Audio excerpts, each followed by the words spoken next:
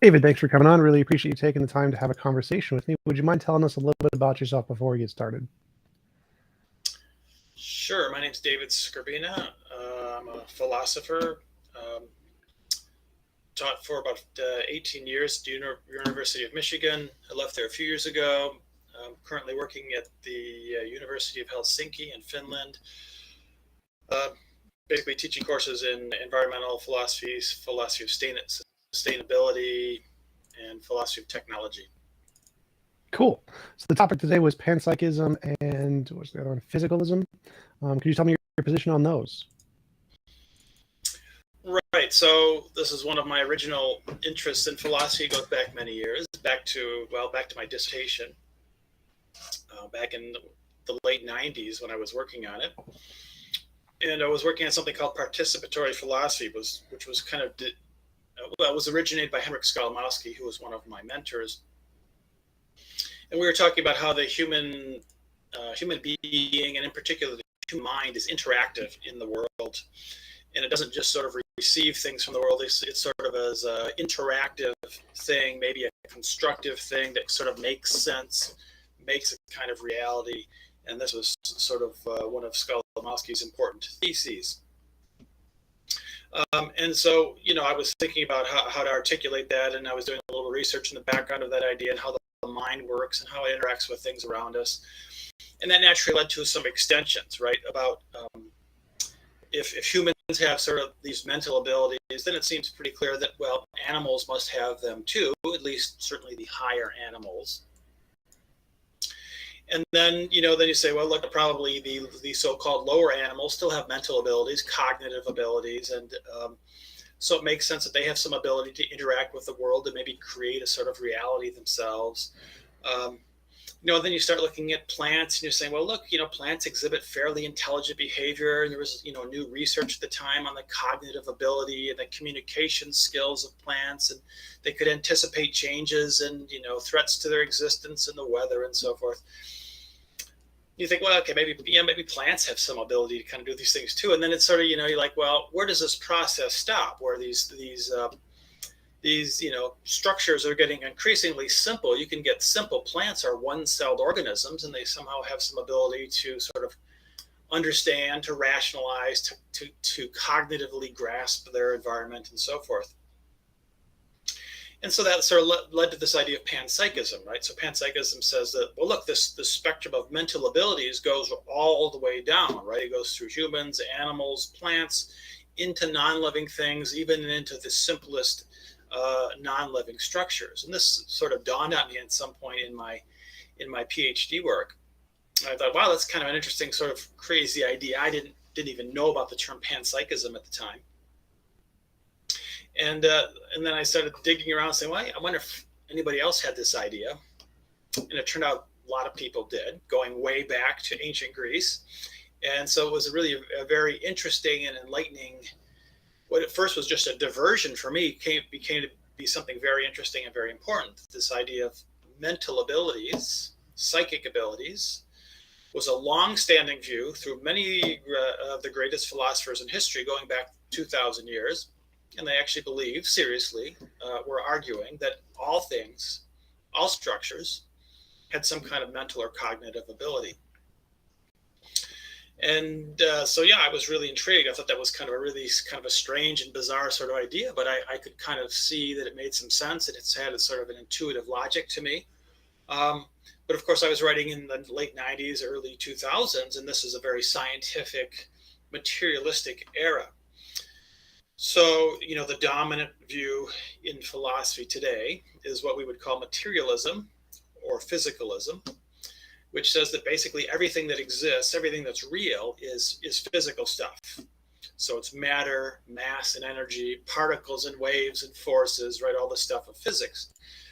And it's a monist view. It says there's basically one sort of substance, this material stuff, maybe takes two forms, mass and energy, but basically the dominant materialist philosophy is a physicalist philosophy, and that's all that exists.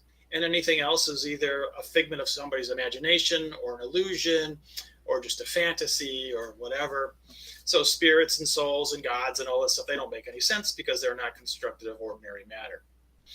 So the interesting challenge for me as a philosopher was kind of making sense of these two views, which it kind of seemed like, maybe there was something to this panpsychist kind of idea, but of course here I am working in a physicalist environment, physicalist milieu, philosophically. And so I spend a lot of time trying to make sense of these, how do these things work together? Are they consistent? What kind of theories would work? I wanted to document the history of panpsychism to show that it was a well-established line of thinking, which no one had done up until that time. I started that in my dissertation. Eventually, that became my book, Panpsychism in the West, which was published, the first edition with MIT Press in 2005. And then it kind of kept building from there. So it's quite a popular and interesting movement in philosophy today. And I think it's really something important to discuss. It has lots of implications, metaphysical implications, ethical implications, and I think it deserves much more discussion than it's getting today. Absolutely. So I am definitely in the physicalist materialist realm. So I think that everything is physical, and it's hard for me to imagine that consciousness exists outside of a brain or physical substrate of some kind. And it seems like all the evidence from my perspective would follow a hierarchy of like, in reality, you got the quantum fields, which is the fundamental stuff, and you got physics, chemistry, biology, brains. And then only after that do you get consciousness as an emergent property of brains. And so what is your impetus in order to try to why do you think that consciousness is more fundamental than simply just a product of physical stuff in some way? And how could it possibly exist in that way? And what would be the means by which it could interact with the physical world? Right. Well, we have two basic issues there with what you just said. First of all, is the existence of mind or consciousness in itself is not a physical property. So it cannot be described physically. It cannot be described scientifically. It's not composed of particles and forces, as far as we can tell. The experiential aspect of consciousness, right? The sensations, the way things feel to us, sensory impressions, just emotional feelings, love and anger, and these kind of things. These seem to be indescribable in physicalist terms, and it's gotten to the point where even scientists tend to this eliminativist position where they're basically saying, look, we can't describe the mind or consciousness in physicalist terms, therefore it must not be real.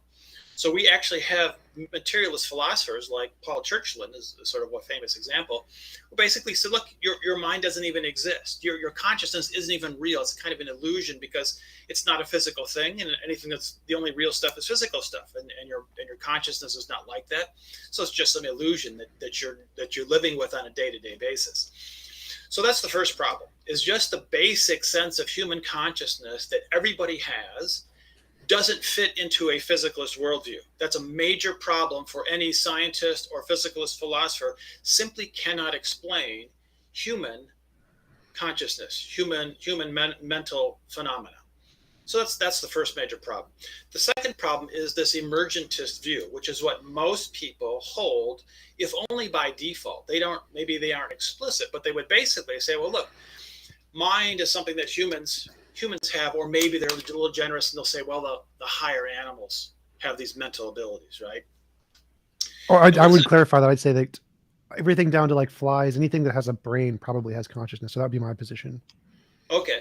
A brain, but how big of a brain, right? So there's a question, well, how many neurons does it take in your nervous system to count as a brain? Yeah, so C. elegans would be debatable. So no, right, exactly. So nobody has a good answer to that one. But in any case, it doesn't matter if you say 1 neuron or 1,000 neurons or 1 billion neurons. It doesn't matter. You can look back over the scope of evolutionary time, or even universal time. Go back, 15 billion years to the start of the Big Bang. And people would say, philosophers would be forced to say, well, look, there was no consciousness, no mind, no awareness, no mental phenomenon of any kind at the beginning of the universe for the first billion years, for the first 2 billion years, for the first 10 billion years, for the first, umpteen billion years, up until, so here comes this little one planet Earth, and then these little creatures start spinning around, and then somehow they get, they evolve a brain, and then suddenly suddenly, for the first time in the history of the universe, there's one little creature somewhere in the ocean somewhere, and suddenly, bing, this little light bulb goes on, and he's aware of his surroundings, and he has feelings like, he maybe a sense of desire, which would count as a mental phenomenon, or pain. Maybe he feels pain or dissatisfaction in an unhealthy, environment that he happens to be in. So the emergentist position is, for billions of years, there was nothing, absolutely nothing, no pain, no desire, no wants, nothing that would count as a mental phenomenon. And then suddenly, one day in some ancient ocean, bing, that little light bulb went on, and now this first little swimming creature, he's got a mental process going on. And that is so crazy, and that's so bizarre, and nobody can explain how or why that can happen, that the emergentist theory, which basically everybody holds, it fails. Because it's such an inconceivable, it's like a miracle story. You might as well just saying, and then God woke up one day and said, now you're conscious. I mean, that's what you're reduced to. If you accept an emergentist view, it's basically a story of miracles, unexplained miracles, and suddenly a bolt comes down from heaven and says, "Okay, that little amoeba now you're conscious and you're feeling something." Yeah, that makes no sense. So any emergentist theory has got to struggle with this miraculous, magical world view, which says that this suddenly happened. It's far more logical and far more plausible to say, well, look, there was experientiality inherent in all matter from the very beginning, way back 15 billion years ago, or whatever the start of the universe is, right? And then as matter increased in complexity and structure, so too did the level of consciousness or awareness or the mind of those structures. So that, simplest, even atomic structures or subatomic structures had associated with them a kind of mental aspect or some kind of awareness or some kind of desire or something like that at a very low level that built up over time in complexity as material structures built up over time in their complexity. That's a far more logical, far more plausible thesis, and that's a panpsychist thesis, than any kind of miraculous emergence. And conventional philosophers don't want to discuss this because they have no answer to it. It makes them sound foolish because they're endorsing a kind of miraculous, mysterious, magical worldview of this kind of emergence of mind from nothing. And so just even on a logical, rational basis, the panpsychist thesis is far more plausible than the only alternative, which is the emergentist thesis. So I have a number of questions there. You said the two problems were that we can't explain consciousness in a physical world. We don't have the means to express how it is a result of physical processes, and how is it emergent from physical processes? When did it emerge? Right. And I don't see those as really big problems, because it seems like most things are emergent. So like stars didn't exist for the first 300 million years or whatever. Black holes didn't exist till several hundred million years after that. Planets didn't exist, rivers didn't exist, storms, particles, everything seems to be emergent from more fundamental processes. And so to assume that like consciousness or any given phenomenon that we discover that we don't know what it is or what caused it, it seems rational to infer that it's going to be an emergent thing, and that seems to be a better position to hold than to say it's a fundamental thing. It seems like the argument you presented could apply to anything that we don't know how to explain or can't logically explain given our current knowledge. And if we have such an object, then using your argument, we should infer that it's always fundamental to the nature of reality. So if we discovered a star or something, and before we knew anything about stars or how they could possibly exist, so like say 3,000 years ago, we see this, we discovered like the sun, and the sun is thousands of times bigger than the earth, and we just have no way to explain that. We know nothing of physics. It seems like, given that our worldview has no means to explain it, we could use the methodology you provided to infer that the universe must have sunness. There must be some sunness property in the universe. And that seems very strange to me. I don't think like inferring fundamentality is ever rationally justified. I don't think you can ever infer that there's something that must be fundamental to the nature of reality other than existence itself. It seems like anything we discover is more rational to infer is emergent. secondly, I think that you said that your view is more rational than the view that it's emergent. Now, there's the two kinds of emergence, strong emergence and weak emergence. And obviously strong emergence is literally just magic. It's what it is. But I don't see how even that is less rational than your view. So let's say that consciousness is fundamental as opposed to conscious being fundamentally strongly emergent, just magically emergent. Why would one case be more rational than the other? Essentially, you're positing some ontological entity existing either eternally from the beginning of the universe with no cause, or positing that it came about at some point with no cause. And either way, it seems like you have equally the same problem. And so I think this is one of the problems I see with fundamental arguments, is that if you're positing some fundamental entity, it's essentially, I don't see any epistemic difference between that and just saying it's strongly emergent at time t. So why would thinking that it's fundamental in any way be more rational than to say it's strongly emergent at time t? Right. Okay. So again, two issues, right? So you're right to point out that there are generally considered two kinds of emergence. Right, so you can call it strong or weak, or brute and whatever kind of emergence. But you're right. I mean, structures do emerge that don't exist. Stars, planets, life forms. Obviously, there was a point in time when those did not exist, and then there was a point in time which they did exist. So somehow they emerged. They came into being when previously they did not exist. Right, and so the counter argument is, well, look. Yeah, basically everything you see around you, all life forms, all structures, everything of those things are emergent from simpler atomic particles or whatever. But that's a weak or a soft kind of emergence, right? So we understand, and conceptually we can get from subatomic particles to atomic particles to molecules to complex molecules.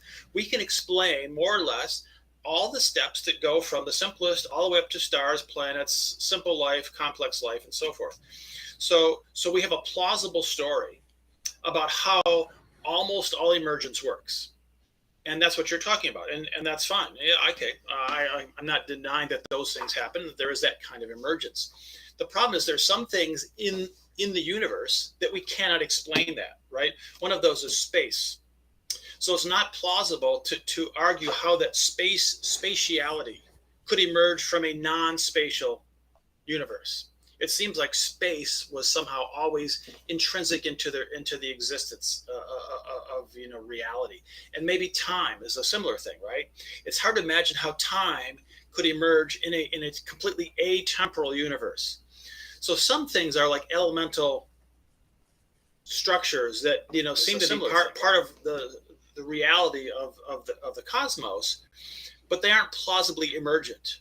People don't argue that so just to clarify, space is, the consensus in physics is that space-time is actually emergent from quantum fields. So I don't see any examples of anything that we can't say is emergent other than existence, reality, energy maybe, but even that could be argued to be emergent. So I don't understand that argument specifically, that there's something that we can't argue is emergent, because to me it seems like anything's open game to call emergent. Space and time are emergent. Causation is emergent in many different models of physics. And so I don't see this class of things that are like irreducibly complex to give it there are speculations, right, that you could look at string theory or brains or something sort of more primitive, right? That doesn't really solve your problem. That really just pushes it back a level, right?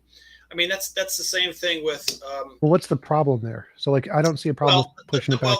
Well, the basic problem is you have, in any scheme of reality, you have elemental axiomatic entities, whether they're particles or forces or fields or quantum entities or whatever. And so you always have something that's at the core, that's built into the assumption of your system of reality. Sure. And you can't avoid it.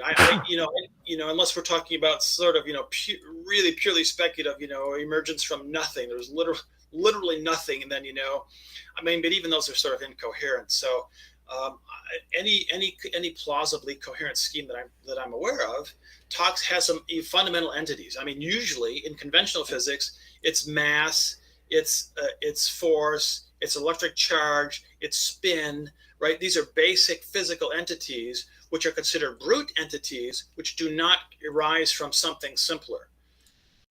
Even the charge of an electron has no components. There seems to be no component structure to an electron. It's like it's a lepton. It's an elemental entity which does not derive from simpler things. Protons derive from quarks. Quarks seem to be elemental entities which do not derive from simpler entities. They could just, but we don't know it. But as far as we know today, there are these elemental entities and elemental forces and quantities which don't evolve, don't emerge from anything else. They're the givens of your structure of reality. And from these things, we have a plausible story how all physical structures build up. But the argument is that consciousness does not fit into that scheme anywhere. Conscious awareness, subjective feelings, subjectivity, qualia, right? We have different expressions for it in philosophy. These things do not fit into the existing physicalist structure of the universe. So the plausible alternative is that it was one more aspect, whatever those handful of elemental quantities were that we talk about, quantum fields and particles or elementary forces. It makes sense to say, well, look, there has to be an experiential aspect which is also elemental, that's co-equal with these handful of physical elemental entities that explain the universe that we have. And I think that's the argument. And I don't know that there's any good counter argument to that, at least at this time. Well, my question would be, why do you think it's rational to say that that's co-equal? Because it seems like the methodology to establish that quarks and muons and gluons and fermions, et cetera, are the fundamental things seems to be from a consistent methodology of novel predictions made with confirmable empirical results, whereas your methodology seems to be we can't explain it even logically in principle yet, therefore it must be fundamental. And I don't think that methodology of simply saying we can't explain it yet, even in principle, gives a justification to assert that it must be fundamental. Because I mean, that would mean that anything we can't explain, well, of course, if you look into the future and say, well, look, anything could change in the future. We might figure out anything in the future. We might realize that there's another supernatural dimension, or we might figure out there's gods and spirits. I don't know what we're going to figure out in the future. So the future, anything holds. What you have to look at is what you have today. And what you have today is a range of possibilities, and some are more plausible, and some are less plausible. And some sort of, as things stand today, hold the status of most plausible theories. I don't think anybody really holds to absolute truth anymore. We kind of ditched that, since Popper at least. But you have sort of the most plausible, the most coherent thesis as things stand today. I think something like consciousness as fundamental entity is the most plausible default thesis that we can hold today. That could change, but I think from what we know, we cannot explain how conscious awareness, subjectivity could arise from quantum fields and so forth. We have no concept of how that's possible. Maybe in 100 years we will, but today we don't. So today it looks like it's a fundamental entity. That would seem to make it the default thesis and put the burden of proof on the physicalist thesis, which says, look, if you don't think that that's true, you have to come up with a plausible explanation as to how you're going to get from quantum fields to conscious awareness, because our view is that doesn't seem to be coherent. If you can explain it, good luck to you. Maybe you'll win a Nobel Prize if you can do that. But for now, you have an impossible task. So the default thesis has to be the panpsychist thesis, and the burden of proof is on the physicalist to explain how the consciousness arises from that physicalist conception. Well, so the part that I'm struggling with is when you say we can't explain it now, and then there's some kind of inferential connection to therefore it's fundamental, or therefore it's rational to think it's fundamental. And that's the part I'm really missing here, because the fact that it seems like just a straight up argument from ignorance from my perspective, what we're saying, we don't know, therefore it's fundamental, or something along those lines. And so I think, I don't understand why you think it would be less rational to posit, yeah, it's probably a physical thing we don't understand yet, given our inductive justifications of how reality works, and given anything we don't know, we could probably always just rationally assume, yeah, it's probably a physical thing we don't understand yet. And why that would be less rational than to say it's actually some new ontology or some fundamental ontology just because we don't understand it. Well, look, you have to look at the two options today, and there's only two. It's the emergentist option or the panpsychist option, and we have to say which of those is more plausible. What we know today, and the emergentist one says there is nothing, nothing, nothing, nothing, nothing, nothing, bing, and then a light bulb goes on, and some little creature that's swimming around in the ocean, 180 million years ago. Okay, so you have to explain what happened that day, that morning, that little amoeba that was swimming in some little pool in some ancient pond. Suddenly, Bing decides he's suddenly aware of things. I mean, that's so absurd and so impossible to explain. How one day he did and one day he didn't, or what little baby creature that its parents weren't conscious. Suddenly, that one was a little bit more complex, and then Bing, suddenly he's consciously aware. I mean, that's just an absurd story on its face, and no one wants to deal with. What do you mean by absurdity? Because how is that even plausible? Well, I would say parent organisms with absolutely no conscious awareness, no sensation, no feeling, no wants, no desires, no pleasure, no pain, and then suddenly there's a baby that's born, a little one-cell baby that Bing, suddenly he wants something and he feels pain, and that never existed in the history of the universe before, but now that little one-celled creature does. That's an absurd theory. Nobody in their right mind will defend that theory. Well, I don't see how that's different from saying there was organisms with no wings and then wings evolved, or there are organisms with no hearts and hearts evolved. Well, of course there are. There's a myriad intermediate forms of wings to no wings. Same with eye. People would say, well, look, where did eyes come from? Well, we have all kinds of, conceptual stages, and we have even some fossil record of evolution of organisms to skin-covered organisms to transparent skin-covered organisms to, indentations that became convex, that became the body of the eye. We have evidence and we have a plausible story that how it went from no eyes to organisms having eyes, and nothing with wings to having wings. You don't have like a lizard that suddenly had a baby that boom has full-blown wings and he's flying around the next morning. That would be ridiculous. Nobody would argue that. You would be laughed off the stage if you tried to argue that you had wingless lizards and suddenly a baby, boom, here he has wings, and now look at him, he's flying. Well, that's ridiculous. But it seems like that seems like a straw man. That seems like a straw man. Seems like a complete straw man. So the argument here is that consciousness is kind of like the evolution of the eye, where you have a single cell that's divided in such a way that it interacts with light, and then that evolves into a full-blown eye. But it didn't just pop. Eyes didn't pop into existence. And so evolution of consciousness would essentially be the same thing, whereas there's some intermediate beginning stage that is really not consciousness, but it can then evolve into what we think of as conscious experience is the full breadth of consciousness, like the eye is the full breadth of what we think of as vision. There's no such thing as being an intermediate conscious awareness. As far as we know, there's no conception of being a little bit. It's like being a little bit pregnant, okay? You can't be a little bit aware. You can't be a little bit in pain. If you're a little bit in pain, that's pain, and that counts. Wait, one sec. So there's no intermediate to being able to interact with photons. You either do or you don't. Sight is the same thing. It's either 100% on or 100% off. There's no intermediate between no sight and sight. It's a black and white. But there are obviously, once you have sight, there's a different levels to it, different complexities to it. And so I don't see why saying consciousness is the exact same as eyesight would be, or wings or hearts, where there's no heart and then it starts to evolve and there's little tiny bits of it, and then you get the full complex breadth of consciousness, that there's any problem there. So essentially, I imagine you're going to take some position like the consciousness in the universe isn't like a fully developed consciousness. It's like some smaller amount, and then it becomes fully developed in brains or something. Many different panpsychists take that view, where there's like proto-conscious particles or something.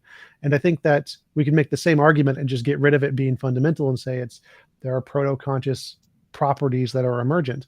And so I don't see why saying that consciousness evolved and then from one day there was no consciousness to the next day there was is any fundamentally different than saying one day there was no eyesight or eyes and the next day there was. I think it's my hypothesis is that it's weakly emergent, so I don't think it's strongly emergent. And I think that that's the most rational position. I don't understand, even though I give you no explanation of the story of how it happened. It doesn't seem like I need to do that. I can just say that positing that it's the same kind of a thing as all the other things that we've seen that have become emergent, even if I don't know how, seems like a better explanation than to say it's a new ontology that's the fundamental nature of reality. That seems to hold like a much higher burden of proof than just you can't explain it, therefore it's fundamental. Again, that seems like I don't think that even counts as a rational justification at all. So it's, from my perspective, it seems like the from the starting position, we know nothing about it other than it exists. It's based on our prior information. It seems more rational to infer it's like all of the other stuff that we've interacted with, that it's emergent, rather than it's some new kind of fundamental ontology. Because to posit a new kind of ontology seems to hold a much higher epistemic burden of proof that you need to justify before that becomes rational. It can't be the default. It's not a new kind of ontology. It's a very old kind of ontology. What? It's not new to posit that mind is fundamental in reality. So that's a very ancient idea. So to clarify, I don't mean like it's actually a radically new idea that says only physical things exist. That's the radically new thesis. Okay, so just to keep things in perspective from a historical time, right? Right. So by new, I don't mean like historically new. I mean new as in things that we have been verified to exist are independent of our imagination. So if we're talking about qualities in reality, matter, energy, motion, spin, electromagnetism, those things are very like, those would be like the old things, the things we have strong evidence these exist independent of our imagination. Fundamental properties, we don't have any evidence they exist. Like the things in physics you listed, they don't even claim that these are fundamental. This is just the most fundamental we have so far. They can always be emergent from somebody else. Nobody in physics claims this is absolutely fundamental. And so if you're claiming that there's some fundamental force to all of reality, that seems like a new ontology whenever you make such a claim like that. And so I'd say that. But that's what I said. Yes, today every theory has fundamental entities. And I don't know if they're happy with that or not, but everybody's forced to work with those fundamental entities. And you could say, yeah, okay, maybe tomorrow some bright guy reduces two fundamental entities to one simpler fundamental entity. Okay, well, he reduced the number, but there's still a fundamental entity. I don't think they're going to reduce it down to nothing. So you're going to always have some kind of fundamental entities in your picture, your cosmic picture, your ontological picture of the world, right? Sure. So I don't know that that's a problem. I don't know that people view that as it's kind of just a sort of an interesting thing to wonder about what the nature of these things are, and maybe they do indicate that we have things that we don't know and that we have further progress to make down the road. And I think panpsychists too are open to the idea that maybe consciousness, awareness, and experientiality maybe someday would be plausibly reduced to or shown to emerge from what would be considered purely physical, non-experiential entities, because that's what it would take. So I think, in principle, we're open to that, say, well, okay, maybe someday that could happen. In theory, that could happen. Today, we have nothing. We have absolutely nothing, absolutely zero. I'm talking philosophers of mind who do this for a living, they do this full time for decades. They have zero, nothing. I'm telling you, nothing, no plausible solution how mind or experientiality emerges or reduces to completely non-experiential entities, whatever you want to call it. And they're reduced to saying what you said. Well, look, a billion years ago, there was no consciousness, and today there is. So, well, clearly it must have emerged somewhere in between, and I don't have to worry about when or where. That's right. So I agree with everything you said there. Doing, right? But my question is more, and this is an epistemic question. It's saying, what is the methodology that justifies anything? Like if we came up with any new undiscovered or any new property in the universe, we didn't know what it was. What in that thing could we see that could justify us in claiming that it's fundamental? And from my perspective, it seems the fact that we can't in principle explain it yet does not seem to do that. It doesn't seem like here's something we can't in principle explain, therefore it's fundamental is a valid argument. It seems like an argument from ignorance. Now, in the case of physics, if we say the reason we think quantum fields are fundamental is because it's just the smallest thing we found yet. That's it. That's the only justification. We keep going down, we go down, and all the math seems to work at this kind of a thing, and there's just nothing smaller yet, and that's it. And that's the only justification we have. That seems perfectly rational. We're not saying it's fundamental. We're not trying to skip $200 and just say it's fundamental because we can't explain it. The reason it's fundamental is because it's the smallest thing we've discovered yet, and that's it. And so I don't see why in the case of consciousness, it would be justified to say it's fundamental. I do see why it's justified in the case of quantum fields. And it seems like the methodology you're providing is that because we can't fundamentally explain it with any of the other stuff, therefore it's rational to infer it's fundamental. That's the argument I'm trying to understand why that would be more rational, or like my original question is, if we discovered something new, what is the properties in that thing that we could rationally infer it's fundamental? Well, we have good examples. We don't have to speculate. We have the most recent fundamental entities in physics have been discovered in the last 20 or 25 years, and that's dark matter and dark energy. So we know these things must exist.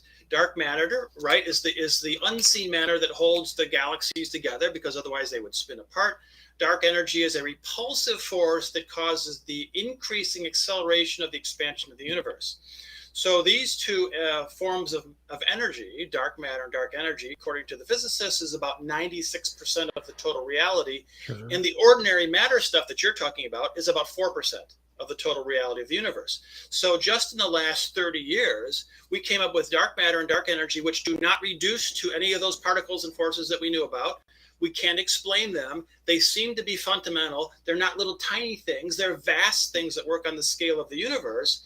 Those may well be two more fundamental entities that we have to incorporate into our fundamental picture of what counts as real, because they're indisputably real. They have measurable, quantifiable effects. We just don't know what they are. So our catalog of fundamental entities is growing. It's growing by at least two in the last 30 years. Maybe some bright guy will reduce dark matter to something, maybe dark energy to something. We don't know. But as it stands today, those are fundamental, unexplained entities, which are indisputably real. So we accept them as brute aspects of our cosmological picture, right? I mean, that's a good example of how this stuff works. Well, I think it's an interesting example. I don't think either of those are fundamental. I don't think anybody in physics thinks those are fundamental. I think those are phenomenon that are explained by higher emergent things. So like most of the theories of dark matter are WIMPs, weakly emergent massive, or weakly interactive massive particles. Right. And those aren't fundamental at all. Those are the same kinds of things that are built of gluons and fermions and bosons as everything else. Nothing about them is fundamental. Nobody thinks that the fact that there's excess gravitational force holding galaxies together is fundamental in the universe. Nobody thinks that. They think it's caused by something else, which is caused by something else. The same with dark energy. Nobody has a physical theory that I'm aware of. Maybe you're more into physics than I am. Nobody has a physical theory that reduces dark matter to one of the known forms of matter and energy. Same with dark energy. Nobody has any theory that reduces dark energy to existing forms of matter and energy. Right. I'm fairly sure that does not exist anywhere in the realm of physics. So they do posit it as another kind of a particle, which is a composite of more fundamental things built by quantum fields. So it's not, they aren't positing this as fundamental. Nobody's saying that this was present at the Big Bang. That's not the argument. The argument was that this is another kind of matter, equally as emergent as bosons, fermions, particles of neutrons, protons. They're not nobody's saying that dark matter and dark energy are fundamental concepts in reality. I suspect they are, or they will be forced to that view once they realize that they cannot reduce those things to fermions and bosons and quantum fields, because so far they cannot do that. So you can carry this on forever. I mean, it's the same sort of story. It's this wishful thinking story. You could say, well, look, we know what's real is fermion, bosons, but subatomic particles and quantum fields, and now we have this dark matter and dark energy. Well, therefore, they must be composed of these things. That's just wishful thinking. You can just say, well, I guess that must be true. I don't know why or how, but it must be true. Well, that's nonsense. You get zero credibility if you put that theory out there. You have to explain how those things derive from the things that you think you know exist, or you are forced to accept those as fundamental entities, or it's just a miracle. Like, well, okay, God just went zoom and now there's dark energy. I mean, okay, that's ridiculous too. So you either have to explain how they connect. You can't just say, well, somehow in some mysterious way they reduce to particles and forces. No, that doesn't work. You either have to explain it, or you accept them as fundamental in your picture. There's no two ways about it. Okay. So like in the case of dark matter and dark energy, we think they reduce to quantum fields. Do we know how? Nope. We have no idea how. But we think that they are we hope they do. Fingers crossed. I guess they might. I hope they do, because otherwise we got a problem. Yeah, that's what it is. Well, so I don't think it's not even rational to consider that they don't. So I don't think that's even a rational option. I think that.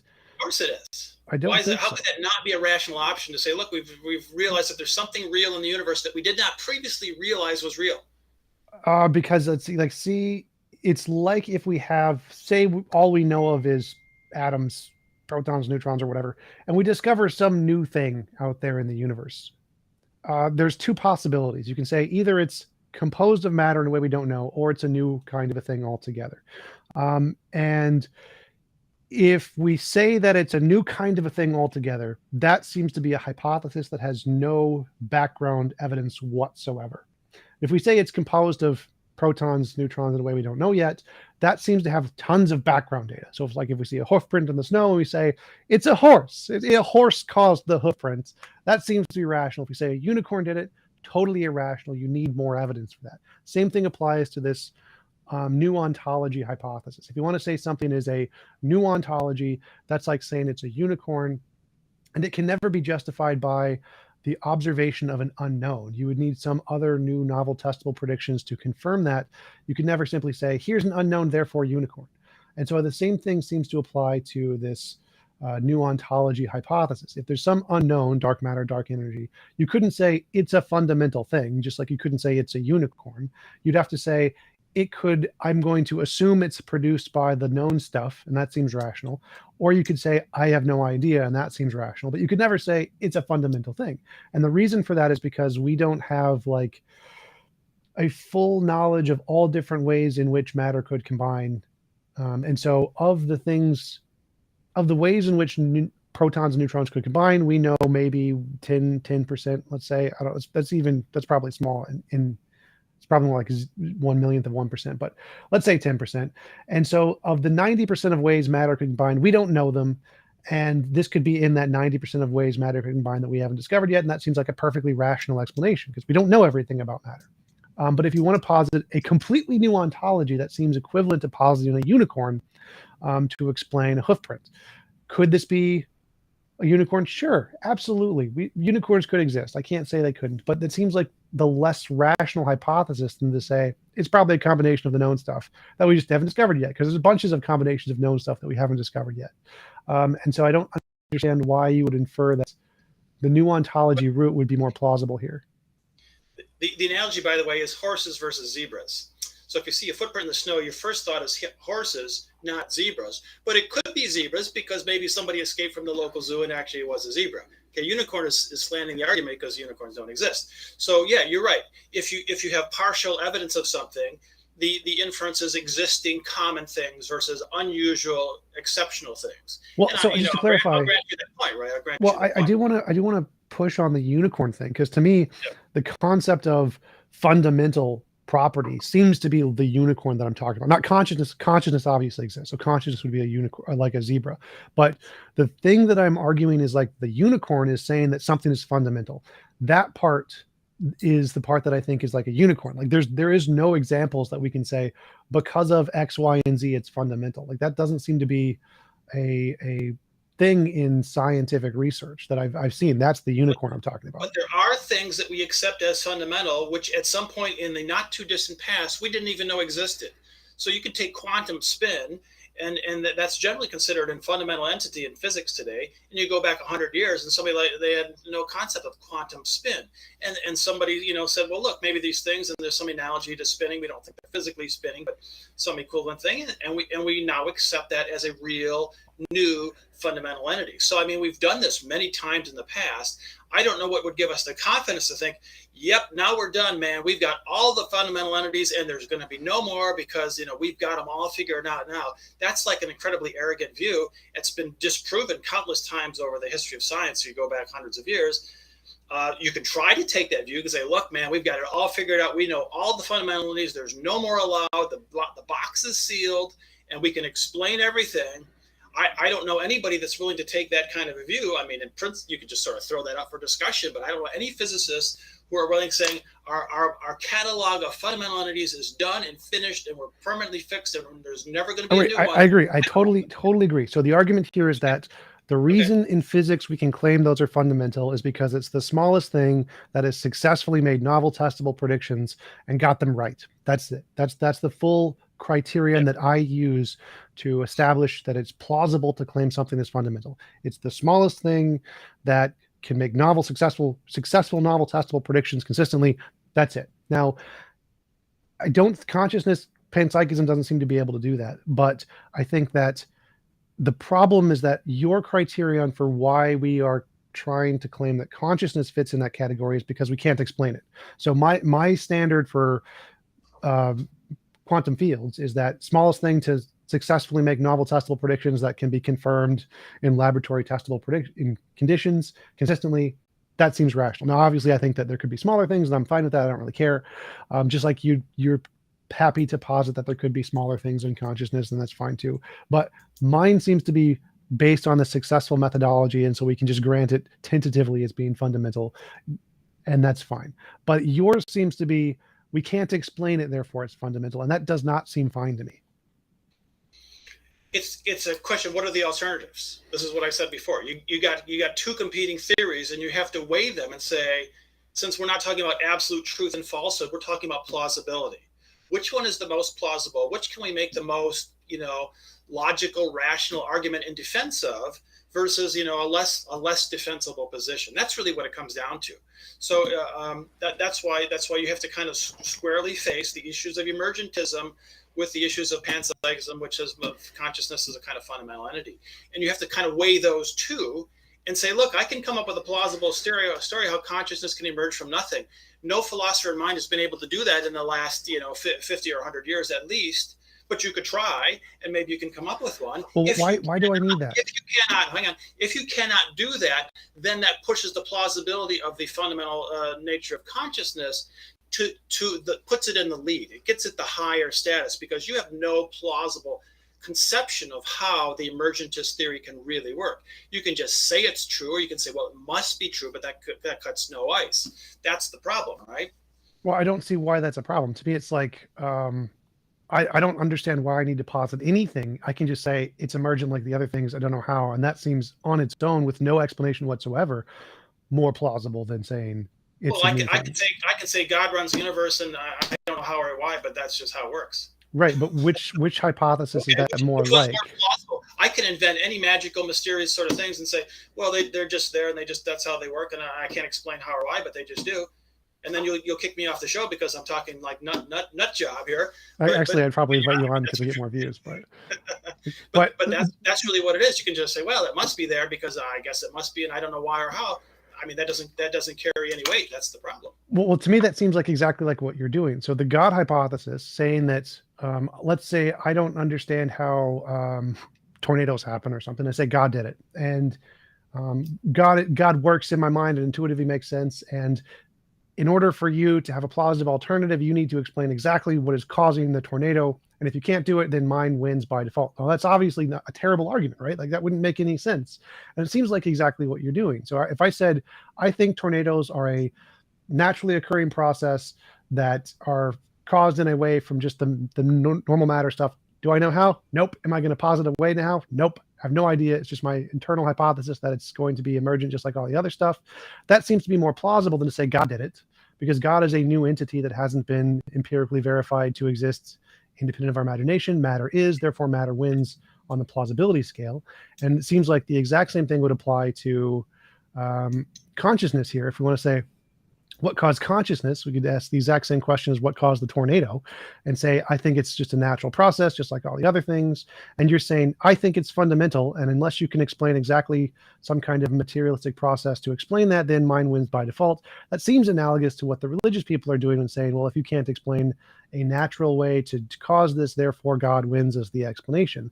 I don't think that's how it works epistemically. It seems like for your alternative of saying consciousness is fundamental to be as plausible as saying that it's an unknown emergent property of matter, you would actually need novel testable predictions to actually confirm your hypothesis, like I have about matter. Otherwise, mine has defaults.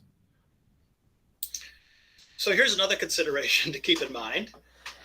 There is an argument, it's held by some panpsychists, Galen Strawson in particular, which says the mental or the experiential aspect of reality is more fundamental and more essential to the fabric of reality than any of this physical stuff, because all that you really know, your only sort of awareness of anything is the awareness itself, right? The conscious experience of things. Sure. It's a kind of argument for idealism, really, right? And so you can say, well, look, the most fundamental entity that we could even conceive of because it involves conception, and it involves, rationalization and cognition and so forth. So you could say, well, look, experientiality is the number one factor of existence. That's ahead of any of the physical stuff that you want to talk about, the little blips on your radar screen and your little particles and your masses and whatever you think that you can touch and feel out there in the world.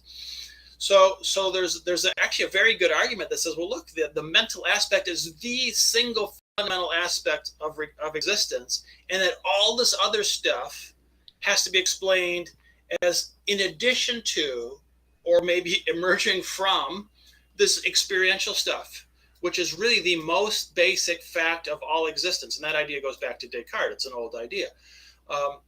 But it's a good argument. It's not an easily defeatable argument that says, well, look, this experientiality is the ultimate nature of reality in itself, and we're not even sure if there's anything else beyond some various forms of experiential nature, right? So kind of forms of subjectivity. So that puts the experiential aspect, the mental aspect, at a more fundamental level, not just co-equal with, mass and charge and spin and space and time. It puts it at a more fundamental level than any of those entities. And there's also that argument, which carries a lot of weight independently of the emergence arguments that we've been talking about. Oh yeah, so I grant epistemic solipsism. I start from the position of consciousness. I'm happy to grant that, but I think that if all we have like initially is just our consciousness and we start with no other background knowledge, then yeah, absolutely, fully agree. That's the most primitive thing that we can use as a basis of hypothesis making. But then after there is some difference between my imagination and my experience. I imagine a unicorn, I don't see a unicorn, and we need to differentiate between which of the things that we are consciously experiencing are the experiential things and which are the imaginary things. And we find that many of the things we're experiencing are not real, they're fantasies of some kind. Now we know that our conscious experience isn't a reliable guide to reality, and so we have a good reason to say that the other methodology, whatever we're using to differentiate imagination from reality, is more primitive and better than using consciousness in and of itself as the basis. And so if we have competing hypotheses of one is using our direct conscious experience as the foundation of its reality, and one is using novel testable predictions, or our method to differentiate imagination from reality, as the fundamental basis of determining what's in reality, it seems like we're going to prefer the one that makes novel testable predictions over one that uses consciousness as its basis. And I think that's the more rational approach to take nowadays. And so even though I grant that we start with consciousness, we have now evolved a better methodology to trust than consciousness to determine what's real. Science. Part of the problem is that's a self-serving definition, because it's inherent into the physicalist worldview that testable predictions is the ultimate standard by which we measure reality and so forth. And that's a self-serving definition. Obviously, if you allow physicalists to determine its own standards for validity, it's going to determine that what it does counts as the most valid criterion. So if you want empirical objective predictability, then you can say, well, look, yeah, exactly. Physicalism dictates the terms of measure, and it rates itself as number one in the hierarchy of possible ontologies. That's no surprise. That's a tautology. It's proving itself by declaring that plausibility and predictability is sort of are the essential criterion by which we measure reality. That was never historically.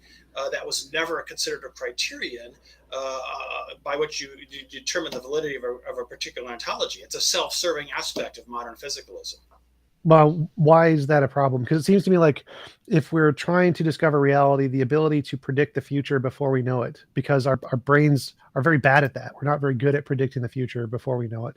And if you have some kind of a model that can do that consistently, it seems rational to infer that model corresponds to reality more than just our imagination, because our imagination is bad at predicting the future.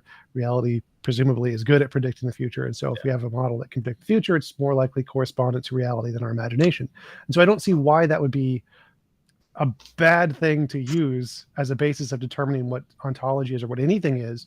I think it's the best way. It seems like that if you can accurately predict the future, that seems like the most plausible way to. But historically, there's many ways to predict the future. They used to predict, Apollo brought the sun on a chariot through the sky, and that's to explain, the change from night to day. And Persephone arise from the underworld, and that caused the growth in the spring. I mean, they had theories, God theories about predicting things, weather cycles and strange phenomenon and night and day and so forth. So, I mean, they always had some kind of explanation. There's nothing unique there.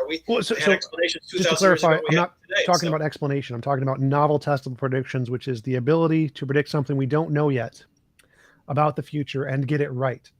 So predicting the sun will come tomorrow, that's something we already know. So it's not novel. Yeah. Novel would be like, I'm going to predict the next earthquake, the next 6 earthquakes in a row. That would be great. Like if you could do that, whatever method you use, if it was shaking a magic 8-ball or appealing to a god, you have evidence now because you were able to accurately predict the future.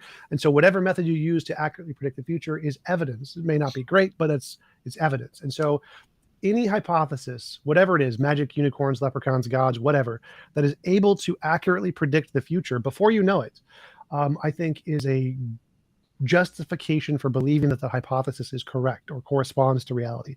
And so that's why I think that method is the most rational reason to believe something is true in reality.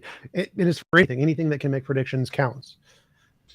But even we can even grant that, even from the panpsychist perspective, we can completely grant that works great, it's wonderful, makes testable novel predictions. That's all within the realm of the physical aspect of reality. That's a kind of a closed, they call it causal closure of the physical. It's a closed physicalist system. And yeah, you can just in the nature of that system, which includes physical predictions and anticipations and maybe even novel physical phenomenon, that works within a closed system. But the problem is that it has no bearing on the experiential aspect, which does not fit into that closed causal picture. We have physical explanations, physical causation explanations for physical phenomena, but we don't have physical explanations for mental or conscious phenomena. That's the problem, right? So physics works good in its predictability aspect in its own sphere, and it says nothing about what's going on in the mind or consciousness, which is somehow outside that sphere. Right, but I'm saying that independent of the consciousness question, we're trying to ask, what's a reliable method to determine what's true of reality? And the method that I think we have established is that novel prediction is good. Novel prediction is a good way to establish X is true, whatever it is. And so you're saying that method. We can grant you that. That's not really the point of discussion. We'll grant you that, Rob. Okay, fine. Yeah, go ahead. Right. Well, so that method doesn't give us an answer to a particular question. So there's a particular question it doesn't give us the answer to. Now the question is there another method that can give us a reliable answer to this? And that's the part that I'm asking when you say that because we can't explain it with this reliable method, therefore it's fundamental. That's the part that makes no sense to me. I don't think that is so I agree that novel testable prediction does not give us an answer to what consciousness fundamentally is. Agreed. Now, the question is what's your method that's equivalent or better to answer this question than the novel testable prediction? And it seems like your method is we don't know, therefore consciousness. It's usually phrased slightly differently. It would say, well, in a panpsychist universe, what is your kind of new novel predictions that you can produce that are comparable to what we can do in a physicalist universe? That's usually how the objection is framed, right? Because you could say, well, look, we demand novel predictability, and if you want to be a panpsychist, you have to show some evidence of novel predictability based on your panpsychist thesis, and then we'll believe you. Sure. That's usually how the objection is framed. It's similar to what you're saying, right? Yeah. And I guess the counter argument is, well, wait a minute, you're taking a toolbox from the physicalist universe and you're bringing it over here to the non-physicalist universe, and you're demanding that this tool works. And we're saying, well, look, that doesn't work. That's not an applicable tool. It's not appropriate to demand empirical novel predictability because that is a feature of a physicalist system. And we're not, and the hypothesis is this is not a physicalist system, so you can't take the same tools out of the old toolbox and apply them to this new system. It's not reasonable to demand, right, that these old tools will work under the new thesis. It's a self-serving assumption. That's totally fair. I can totally agree with that, but I wouldn't say that that's the objection that I'm making here, or that most people are making in my case. Now, I think novel prediction is the only tool in my toolbox. If it doesn't do that, it's got no basis from my perspective. But if you think there's a different methodology that works to the same or works in the same kind of a way to justify beliefs. That's what I'm asking about. So I think novel prediction is the only tool that makes something rational or reliable to believe. And so obviously, if you had novel predictions, I'd believe it. But since you're saying that that tool doesn't work for this case, what's the other tool? Because to me, it seems like the other tool you're arguing for here is we can't explain it with this tool, therefore I'm right, which is argument from ignorance. I don't understand that. What's the other tools? The other tools are introspection, by which you become aware of conscious entities of yourself. It's logical inference, by which you build rational arguments that would explain an emergentist thesis. That's not a predictability question. That's basic, building a rational, logical argument from non-conscious entities into conscious entities, right? So that's not really in the realm of predictability. I mean, if anything, that's like a retrograde. We're going back in evolutionary history and saying, well, how exactly did this magical emergence actually work? And that's sort of the burden that's being thrown on the physicalist. You have to explain that. If you can't explain it, you can't just say, well, somehow it happens, I don't really know how. That doesn't work. You have to give a plausible explanation in rational terms about how that works. If you can't, then you have no standing for your physicalist theory. I mean, that's as simple as I can put it, I think. Well, so from my perspective, the methodology you just offered is one, an argument from ignorance, two, I forget what it's called now, but those seem to be the three fundamental fallacies that are used in pretty much every pseudoscience in all of humanity. It's like Christians use the same thing. We have logical arguments, we have introspection, and we have if you can't explain it, God did it. Those are the three things that justify God belief in the case of pretty much everything. And the same thing with say homeopathy, astrology. If you can't explain it, introspection, I know this. I know what you're saying, right? I know what you're saying, right? Exactly. If you can't explain it, well, it must be true. Right, but I mean, just clarify. I wanted to clarify 1 sec. So the argument here is that the methodologies that you've offered are methodologies that we know are unreliable, given my method. Given my method, that these three methods of determining truth, introspection, logical argumentation, and if you can't explain it, I'm right. Those three methods seem to be awfully wrong all the time, anywhere we apply them in reality. I don't see that these are reliable ways to try to establish whether or not anything is fundamental or anything is true, because when these methods are applied towards the things that we can test, they fail consistently. And so why would we trust these methods over the novel testable predictions method? Even if it doesn't give an answer in this case, it still seems like we probably shouldn't trust the methods that you're providing. All the competing theories that you might want to throw out there, astrology and biorhythms and even God, right? These have plausible counter arguments. So if you want to say, well, God is out there and he's actively intervening in the physical laws of nature, and we can say, well, look, we don't see evidence of that because we have a complete physical explanation. We have no need for the God hypothesis, and you can argue from that from a physical standpoint. If you want to say, well, look, God is a moral being, he's all good, and he creates a moral universe, then you say, well, then you have the problem of evil. Well, so why does evil exist, right? This is a strong counter argument for the existence of a moral God. So we have rational counter arguments that say, if there's a God, we're not saying there's no God. There could be a God, and he just does nothing, and he sits up there in the clouds, and he does zilch. He's just sitting there watching the show. Okay, that's okay with me. He doesn't mess with the universe. He doesn't play with people's lives. He doesn't cause murderers to cause crime. Okay, because all those things don't make any sense, right? He doesn't. So that's what we can give a counter argument against a lot of these forms of theology and pseudoscience, if you will, because there are actual arguments against their existence. So it's not a comparable case to say, well, a panpsychist view is some kind of voodoo magical theological thing that's just boom, a new form of theology. Oh right, that's not the claim I'm making. That's I want to be clear. That's not what I'm saying. I'm saying specifically that the methods you're providing, the methods of introspection, logical argumentation, and if you can't explain it, I'm right. Those methods, we know, point to answers, which you're right, have lots of alternative counter arguments that disprove them. But the point is that these three methods that you're providing, you're saying these work as long as there's no counter arguments, or as long as there's no defeaters or something along those lines. And to me, that seems problematic because the question is whether or not these three methods can indicate true things more often than false things. And to do that, we can just ignore all of the counter arguments. We can ignore all of the counter data and say, if we're just using these methods, will these three methods be able to indicate true things more than false things? And the answer seems to be no, because when we use these methods, they will point to things that do have lots of counterarguments, that do have lots of defeating data. And so these methods that you provided don't seem to be able to indicate true things more than false things. Therefore, we should never trust these three methods, regardless of considering any counterarguments that may or may not exist, because these three things can't identify correct data independent of whether or not there's counterarguments. Okay, so again, I think it's a little bit of a self-serving argument, right? Because you're using the rules that apply for objective empirical physical reality, and we're trying to apply those in a non-empirical, non-objective situation.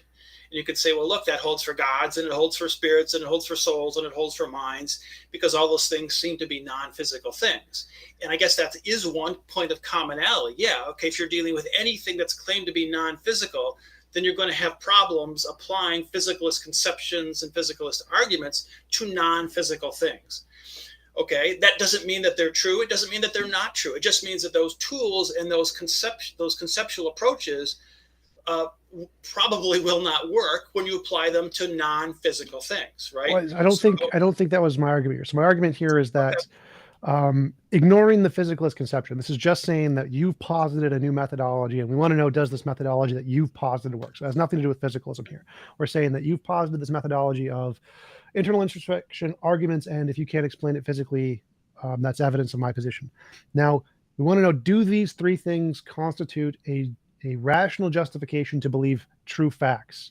And when we apply these things, it seems like a lot of people apply the exact same three principles to a lot of different things. And it seems like they can use these as justifications to try to believe God, astrology, homeopathy, UFOs, et cetera, et cetera. And we know many of those are false. And so it seems like these methods that you've applied are broken compasses. They don't rationally lead us to mostly true things. These things can lead us to lots of false things, and it seems to be predominantly false things. And now you're saying that yours don't have counter arguments. Those all have counter arguments or whatever. Right. Now that to me seems to be irrelevant, because we're trying to figure out, do these three things point to true things more than false things? And so whether or not a false thing has counter arguments doesn't seem to matter, because we want to know if these three methodologies you provided can rationally indicate truth more than falsehood, and it seems that they can't. And so therefore we probably shouldn't trust the three principles that you've provided as a means to indicate truth, independent of physicalism. Physicalism doesn't matter here. The point is that the methods you provided don't seem to be a rational indication of truth, because they can work equally as well for alternative hypotheses.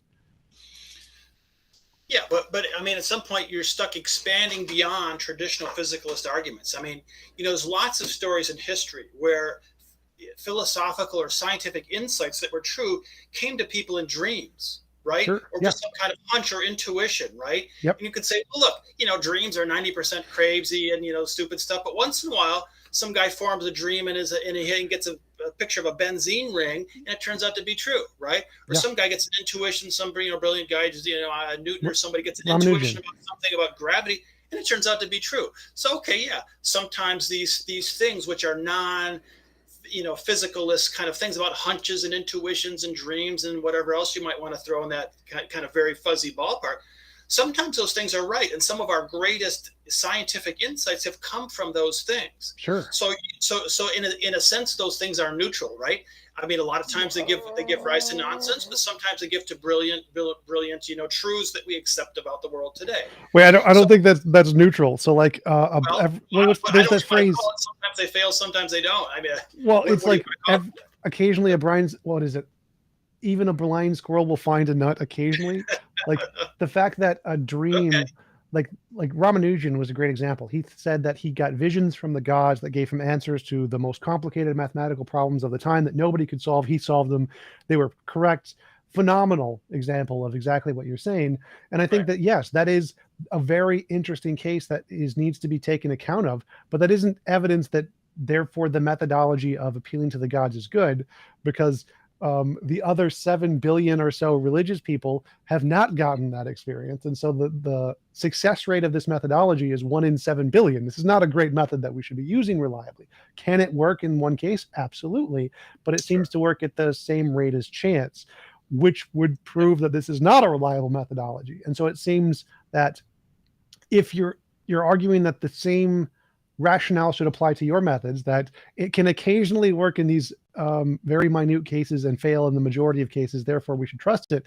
It seems like the opposite is the case. If it may work in 1 or 2 cases, but fails 90-something% of the time, we probably shouldn't trust it. But the point is we're stuck, right? So if you're dealing with non-physical entities, your physicalist conceptions by definition are insufficient. So yeah, we might, really wish we had better, more solid approaches than we do. Rational arguments, logical inferences, the kind of things I've been talking about that panpsychists for centuries have used in their favor. And it's been some of the brightest people, by the way, in all of history. We didn't really go into that, right? But we got some of literally the most brilliant philosophers in history. They were panpsychists, and they had different reasons for thinking that. It's interesting to read the book, and you kind of see what they were thinking. So these guys who were like way smarter than you and me and the next 100 people combined, they had some kind of, I don't know what you want to call it, intuition or a feeling or, a logical inference. Sometimes they build actual arguments that something like panpsychism was true. So, you might say, well, I wish we had sort of more calculable, concrete, predictive, analytic methods. But like I say, those things are, sort of born in a physicalist conception. They work well in a physicalist universe, and they don't work well or arguably at all in non-physicalist entities. So we might wish we had something better.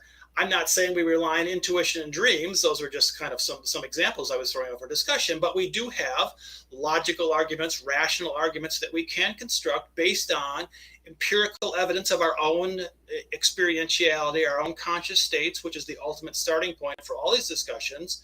So it is, in a sense, partly empirically based. It is a rational argument, and it's a question of not that I'm true, I'm right, and you're wrong, or this is true and this is false. It's a question of gradation of plausibility, which is what I was saying all along.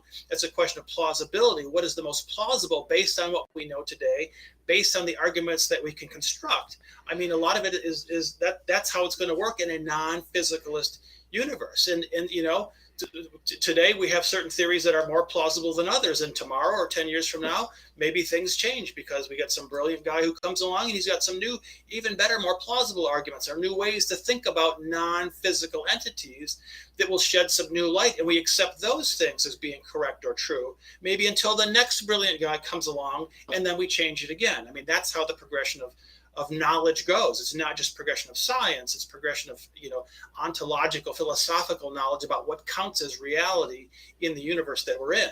So you have to, we have to live with and work with these sort of less predictive, less mechanistic, less analytical positions and arguments to define what is most plausible at a given point in time.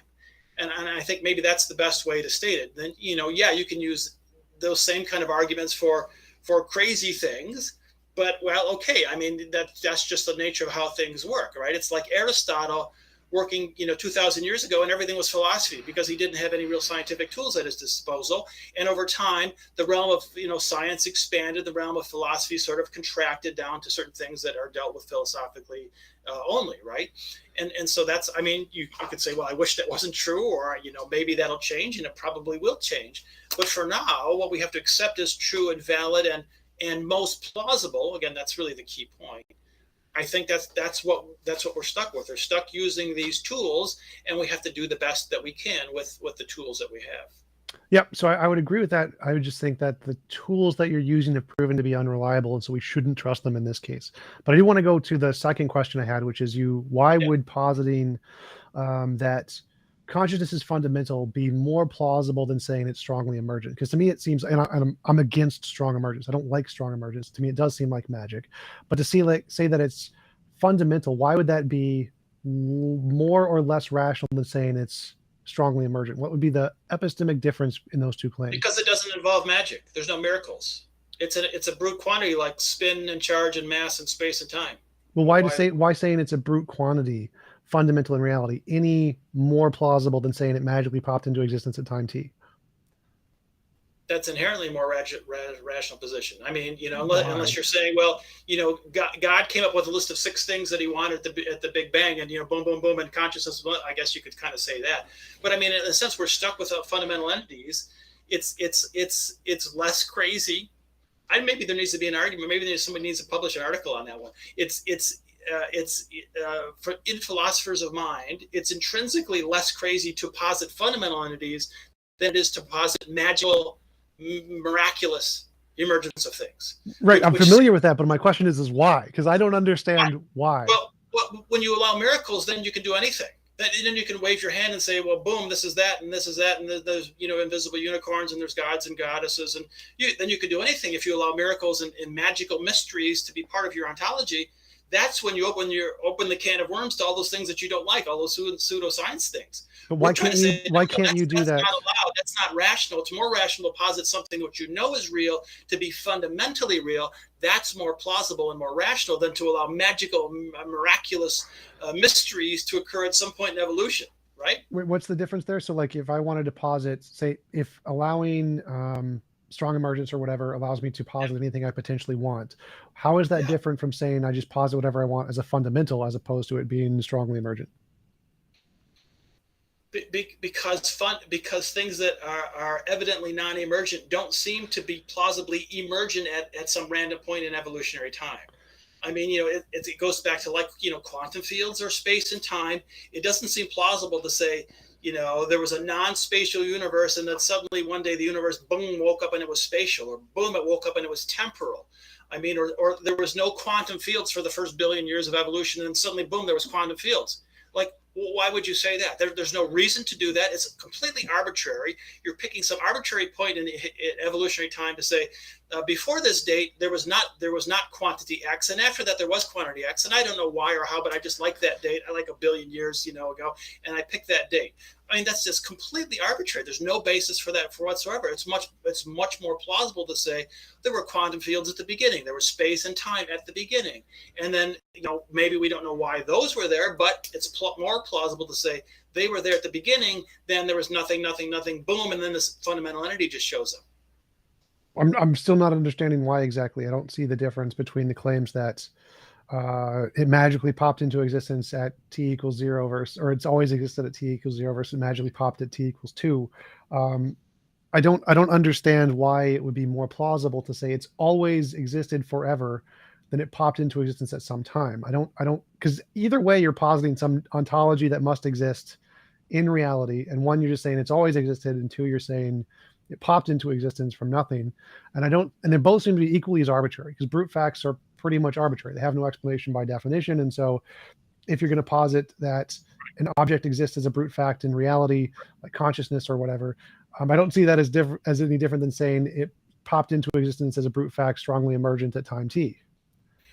Well, you're right. Both views are axiomatic. It's a presumption of a kind, right? So you're arguing about the basis of these axioms, right? Which is a more plausible one to presume. And I mean, I hear what you're saying. To me, it doesn't really make any sense to say, miracle emergence is more plausible than something being a fundamental entity. I don't know anybody. I agree. So I'm saying they're the same. I'm saying those two would, to me, seem the same. So you're saying it's a toss-up. So it's a toss-up between emergence and panpsychism. They're on equal. Strong emergence. So I think strong emergence, the thing popping into existence from nothing, is epistemically the same as claiming something is fundamental. I think both of those entail the same kinds of ontological commitments, and so epistemically are about the same. So I think we're making progress. So now you're saying panpsychism is equally plausible to the non-panpsychist strong emergence. Is that what I'm saying? Is that what you're saying? Yes, so I think we made progress, because you were up here before at the beginning, and now I think at least you're on equal footing, right? Well, as I did mention before, I'm against strong emergence because I do think it's like magic. So I think both the position of strong emergence and the position of panpsychism are both terrible positions that we should not hold either one of them. I think weak emergence makes perfect sense. I think that's a good starting point, even if we can't explain it. But strong emergence, I think strong emergence is terrible, and I think panpsychism is probably pretty terrible too, because we're positing ontological entities seems like a kind of position that we don't have any kind of rational methodology to make justified as of yet. And you're putting no weight in the fact that, you know, literally dozens of the most brilliant philosophers in history found intuitive plausibility in panpsychism. No. That carries no weight. Absolutely zero, and that carries like negative weight. I feel like just want to make that clear. Let's just make that clear. So we're smarter than Plato and Socrates and Schopenhauer and Spinoza and Leibniz, all those guys who are panpsychists. We're smarter than all those guys because their intuition was like they were just really off in left field in those cases. I would say that humans are dumb. That would be my position. So even if we're not as smart as those people, the methodology they were using of intuition is a bad human methodology that no one should use ever under any circumstances. And so the fact that they used it would not make it any more plausible than the fact that you or I used it, because that methodology is terrible. And so if they were too stupid to know that, because they put these things in writing. So they were too stupid to know that they shouldn't have relied on their own intuition. In fact, they did more than intuition. They actually built arguments in some cases. But you're saying they were too stupid to even know that they were wrong, and therefore, well, those guys have no credibility. So, okay. I mean, well, I think it's more like I have intuitions as well, and I like my intuitions. Like I have intuitions about objective morality, but I know intuitions are not a reliable source of data. And so even though I accept for true and will make arguments for objective morality, because I intuitively think it's true, I know that it's not a plausible methodology to establish the objective truth of the facts. And we would need some other thing to do that later in future to make it plausible. And I think they would agree with that their intuitions are not good enough to establish. It's a starting point. You got to build from there and see if you can construct a rational story about why that might be true. Yeah, exactly. That's what we see, in fact, many cases. Yeah. Well, so cool. Yeah, that was it for the primary questions I had. We have been going for about, I think, an hour and a half. I'll check real quick. Yeah, we've been going for about an hour and a half. It was a great conversation. Really appreciate it. We do have a few questions from the audience. Okay. Efont says, I know this guy. He wrote a book about the philosophical problem of technology. Yep. What was that about? That's a whole nother can of worms. We can talk about that in another show if you like. Yeah, I wrote a book called Metaphysics of Technology, which was a serious critique, a philosophical critique of technology. Metaphysics of Technology is published by Routledge in 2015. So, which actually has a kind of a funny connection to panpsychism. There's kind of an interesting ontology of technology, which, yeah, maybe we could talk about like that, like I say, in the future. So there is a kind of connection there, but yeah, just a different area of interest for me, I guess. So. Stefan Burtis asks, does he have a premise conclusion argument? I think he wants a syllogism. Syllogism here.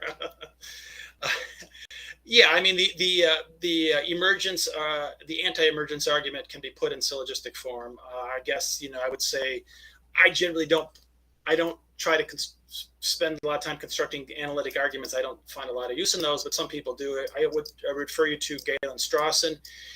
Strawson wrote a very insightful piece called Realistic Monism, published in 2006, in which he basically constructs a syllogistic argument for panpsychism based on non-emergence.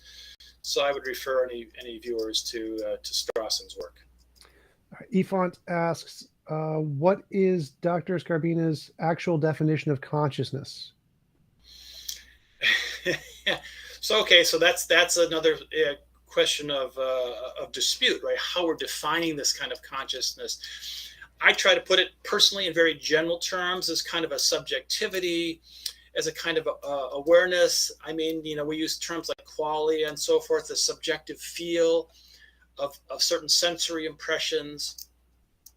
So I think you know, because we have a hard time quantifying it and we have a hard time objectifying it, it can sound pretty fuzzy. So, you know, I generally don't even really like to talk about consciousness at all, because to me that sounds like too much like conscious awareness that humans have, and I want to talk about experientiality or mind in a more general form.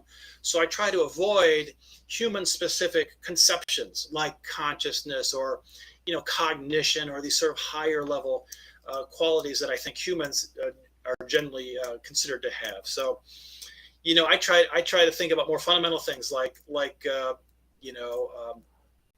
desire or sensations or awareness. I try to speak more in those terms rather than strictly consciousness per se. I like the I forgot his name. The guy's What It's Like to Be a Bat. That's Yeah, what Nagel. Yeah, Thomas Nagel. Yeah, the right. what it's Exactly. like to be something, what it's like is What's it like? Right. There's this sense of it's like to be something, and right. He uses the fact that the bat can echolocate, and we can say, well, look, the bat has some kind of crazy mental states that we can't even conceive of, but we know that they're there, because we're not bats, and bats do those kind of things. So you could say, well, look, there are some sort of interesting mental states out there that we can't relate to. We can't relate to simple organisms. We can't relate to inorganic organisms, but we can plausibly posit that there are mental states there, just that ones that we can't personally relate to because we aren't those kind of entities. Gotcha. Next question is from the ungoogleable man. Is this guy a theist? Theist? No. I mean, I don't consider myself an atheist. I like to think maybe there's gods and goddesses out there somewhere, sort of helping us out maybe behind the scenes, but no. So I mean, practically speaking, I guess functionally, I'm kind of an atheist in a sense. Certainly, there's no active God, there's no moral God, there's absolutely no basis for that. I'm basically a dual aspect monist, which kind of says, look, there's two aspects to reality. There's a physicalist aspect, there's a mental aspect. Those are dual parallel aspects of reality. Doesn't really allow a lot of room for theism in there, so I don't tend to spend a lot of time on that one, right? Unless I'm debunking Christianity, which is another thing I like to do, but that's a separate topic. Me as well. That is mostly what I do on my channel. But that does sound a lot like dualism. You're saying there's two different things. Well, there's a difference between dualism and dual aspectism, right? So dual aspectism is one thing which has two aspects, two dimensions, two sides, right? The typical story is like a coin. You got one coin, you have two sides of the coin, right? It's one thing, it's one coin, but it has two aspects to it.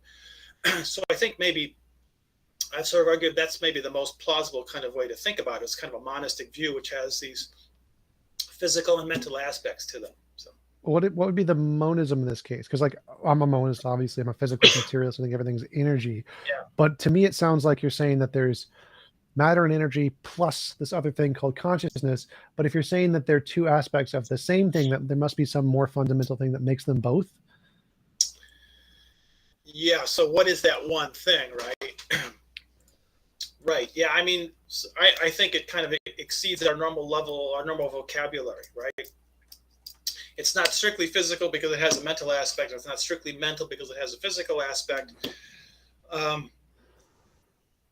I mean, you're sort of grasping at straws. Like how can you describe this thing? Schopenhauer, for example, was a famous dual aspect monist, and he said the will, that one thing, that one entity was the will, and the will solidifies itself and it becomes physical things, and the will is also a mental thing. It's kind of a will. It's a psychic thing as well.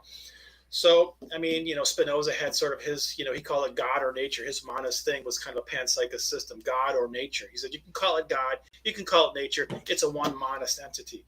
So, you got these interesting examples from history where this monist entity, this dual aspect entity, you can kind of refer to it from the mental side. You can refer to it from the physical side. There's different ways. I guess I don't have any particular preferred way to talk about that. Maybe that's something that needs to be elaborated in the future. Yeah, so it sounds like you're saying that matter is fundamentally made of consciousness in some way. So it's kind of like an idealist position. Well, I don't know. I mean, to me, it's like just the two sides, like two sides of a coin. I kind of see them as fundamentally equal. Maybe kind of a mirror image. I mean, I sort of like this idea of like looking into a mirror, where you have it's not like you have the object and the image, it's just like two images. You have the physical image and you have the mental image, and those things mirror each other. And that's a very old idea. It goes back to Spinoza, at least. And to me, that seemed like a fairly satisfying kind of picture, that you can associate every physical entity or event with a mental entity or event. And there's kind of a parallel structure there. So, I mean, I've argued for something like that as a plausible kind of view. All right. Bjorn asks, would it actually change David's worldview if science eventually got a good understanding of consciousness? So if there was a good scientific physicalist explanation of consciousness, we reduced consciousness to plausibly physical entities, I guess in principle, I'm open to that idea, right? I mean, who knows what's going to come up down the road? We have to be open to all those things. We need to be open to explanations for dark matter and dark energy mental entities as well. So I guess in principle, I'm open to them. I'm not going to be an absolutist in any sense. I'm not going to claim I have absolute knowledge about these things. And yeah, sure, if we come up with some sort of brilliant new consumption yeah, conceivably, I guess I could count myself a physicalist someday if we have a kind of a nice way to reduce mental entities to physical things. Then yeah, I would be on board. Cool. All right. Let's see. I think that was it for the comments. Let's check one more time. Yep, that looks like it. So thanks again for coming on. Really appreciate it. It was a great conversation. Do you want to give any links or references where people can find out more about your work? You can go to davidskrbina.com. Excuse me, losing my voice here.